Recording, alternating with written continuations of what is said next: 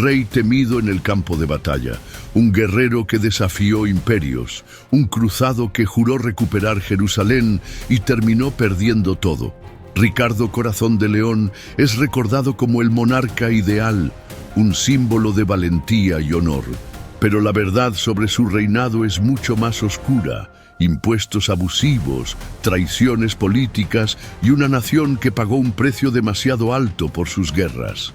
¿Fue realmente el gran héroe que la historia nos ha contado o su legado es solo una sombra de la leyenda? Acompáñenos en este recorrido por la vida de Ricardo Corazón de León, un rey que vivió para la guerra y dejó un reino en ruinas. Resuenan a través de los pasillos del tiempo, grabadas en leyendas, historias e incluso en la cultura pop. Las hazañas de Ricardo Corazón de León se cuentan como las de un héroe noble, un rey guerrero, un cruzado incansable. Pero, ¿y si la verdad fuera distinta a la leyenda? El 8 de septiembre de 1157 nació Ricardo, el tercer hijo del rey Enrique II de Inglaterra y de Leonor de Aquitania. Desde pequeño fue entrenado para la guerra, pero sin la expectativa de heredar el trono. Después de todo, tenía hermanos mayores en la línea de sucesión. Sin embargo, el destino tiene formas crueles de redefinir la historia. La relación de Ricardo con su familia era un juego de traiciones y disputas por el poder. Su madre, Leonor, una de las mujeres más influyentes de la Edad Media, lo apoyaba, mientras él mismo se rebelaba contra su padre en busca de mayor autonomía. En un mundo donde las alianzas eran frágiles y las promesas valían poco, Ricardo aprendió desde joven que la lealtad era una moneda de cambio y que a veces traicionarla era la única forma de sobrevivir.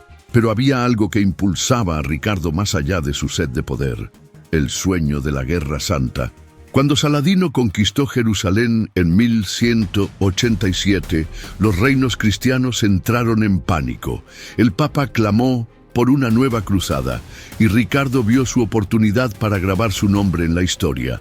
Aún antes de ser coronado, hizo un juramento: partiría para recuperar la Tierra Santa. En 1189, Ricardo ascendió al trono de Inglaterra, pero no tardó en quedar claro que su reino enfrentaba una dura realidad. Su rey no hablaba inglés, no tenía interés en gobernar la isla y veía a sus súbditos solo como un medio para recaudar dinero y financiar sus batallas. Su verdadero propósito estaba en otra parte. Con los cofres llenos y un ejército preparado, Ricardo partió. Su destino, la guerra.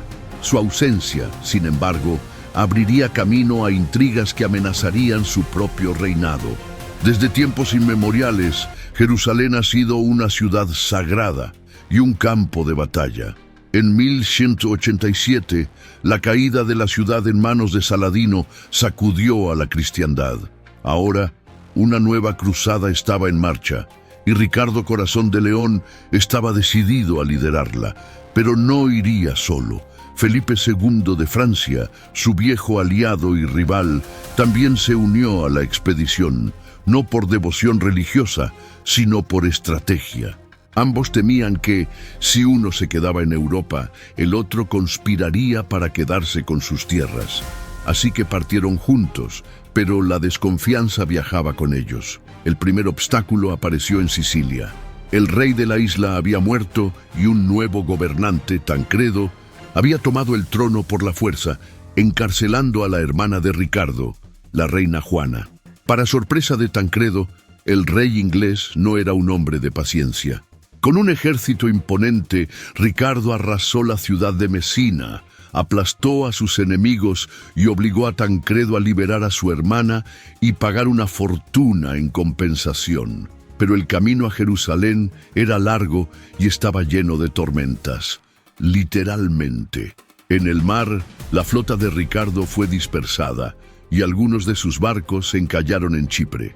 Su hermana y su prometida, Berenguela de Navarra, quedaron atrapadas en la isla, tomadas como rehenes por el gobernante bizantino Isaac Ducas Comneno. Una vez más, Ricardo resolvió el problema con la espada. Tomó Chipre por la fuerza, lo vendió a los caballeros templarios y, de paso, consolidó una base estratégica clave para los cruzados. Fue en Chipre donde se casó con Berenguela, pero su matrimonio fue tan frío como su gobierno en Inglaterra. De hecho, nunca tuvieron hijos y pasaron la mayor parte del tiempo separados. Finalmente, Ricardo llegó a Tierra Santa en junio de 1191. Su llegada cambió el rumbo de la guerra. Tomó la ciudad de Acre y venció a Saladino en la batalla de Arsuf, demostrando su destreza militar. Sin embargo, su ambición no tenía límites. Tras la conquista de Acre, ordenó la ejecución de 2.700 prisioneros musulmanes, un acto que enfureció a sus enemigos y los llevó a tomar represalias. A pesar de sus victorias, Ricardo se enfrentó a una dura realidad. Tomar Jerusalén era casi imposible. Sus aliados franceses habían abandonado la cruzada y su ejército estaba debilitado por el clima y las enfermedades. En 1192, tras un último intento fallido de avanzar hacia la Ciudad Santa, firmó una tregua con Saladino. Jerusalén permanecería bajo dominio musulmán, pero los cristianos tendrían libre acceso a los lugares sagrados. Con su destino en Oriente frustrado, Ricardo recibió noticias alarmantes desde Europa. Su hermano Juan y el rey de Francia estaban conspirando contra él. La cruzada había terminado. Era hora de volver a casa, pero su viaje de regreso no sería menos peligroso que la guerra misma. Un rey que nunca teme a la batalla, un guerrero invencible en el campo de guerra. Pero Ricardo Corazón de León estaba a punto de descubrir que no todas las derrotas ocurren con la espada en la mano. En octubre de 1192, tras abandonar la cruzada, Ricardo emprendió el regreso a Inglaterra, pero el destino le tenía preparada una cruel sorpresa. Una tormenta dispersó su flota y lo obligó a viajar por tierra, cruzando territorios hostiles. Se disfrazó de templario para evitar ser reconocido, pero su suerte se agotó cerca de Viena, donde fue capturado por el duque Leopoldo de Austria. Leopoldo no había olvidado la humillación sufrida en Tierra Santa cuando los soldados ingleses arrancaron su estandarte y lo arrojaron a un foso en Acre. Ahora, el duque tenía en sus manos al rey cruzado más famoso de la época y no pensaba dejarlo ir tan fácilmente. Ricardo fue entregado al emperador del Sacro Imperio Romano Germánico, Enrique VI, quien vio en él una oportunidad para llenar sus arcas. Exigió un rescate astronómico, 150.000 marcos de plata, una suma colosal que equivalía a casi 3 años de ingresos del Reino de Inglaterra. Mientras Ricardo languidecía en prisión, su hermano Juan aprovechó la oportunidad. Se alió con el rey Felipe II de Francia, prometiéndole tierras inglesas a cambio de su apoyo. Inglaterra estaba al borde de la guerra civil. Para reunir el rescate, la población inglesa fue exprimida hasta el límite. Se impusieron nuevos impuestos, se confiscaron bienes de la iglesia y se exigieron contribuciones forzadas a los nobles. La situación llegó a tal extremo que se decía que se vendieron hasta los candelabros de las iglesias para liberar al rey. Después de más de un año en cautiverio, en 1194, Ricardo fue finalmente liberado, pero su reino ya no era el mismo. Su hermano lo había traicionado, su pueblo estaba arruinado y el rey de Francia había aprovechado su ausencia para invadir sus territorios en Normandía. Pero Ricardo Corazón de León no era un hombre que aceptara la derrota. Su espada volvería a desenvainarse una vez más. Ricardo Corazón de León había pasado más tiempo guerreando que gobernando, y tras su liberación no pensaba detenerse. Con el honor herido y su reino debilitado, solo había una forma de restaurar su legado, con la espada en la mano. Su primer acto fue perdonar a su hermano Juan, no por bondad, sino por estrategia.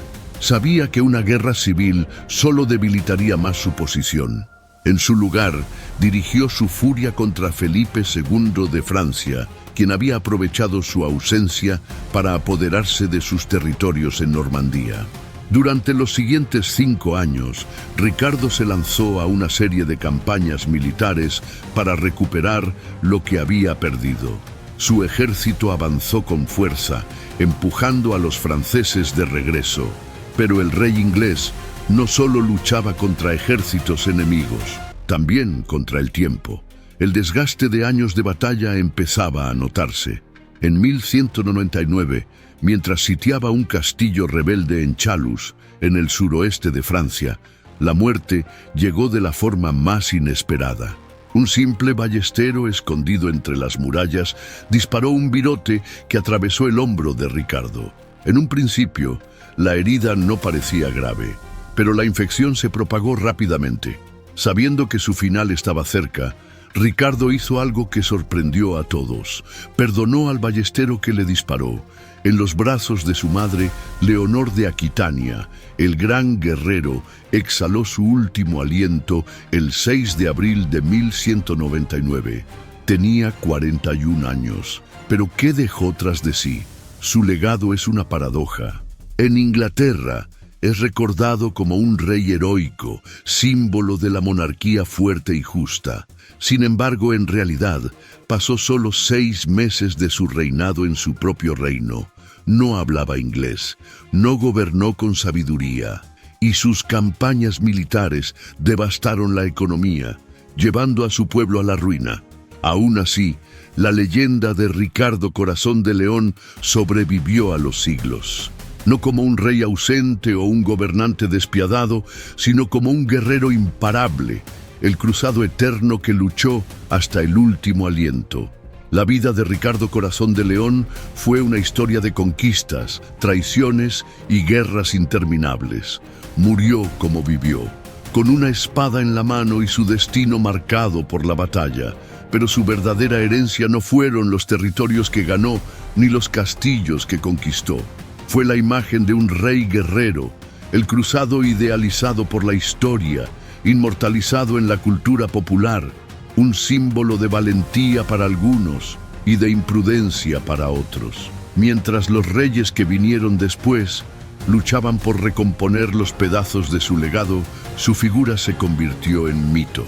Un mito que, siglos más tarde, todavía resuena en la historia de Inglaterra y en las leyendas del mundo medieval. ¿Fue un héroe, un tirano o solo un hombre cegado por la guerra? Tal vez la verdadera respuesta se perdió en el eco de sus batallas. Gracias por haber visto hasta aquí.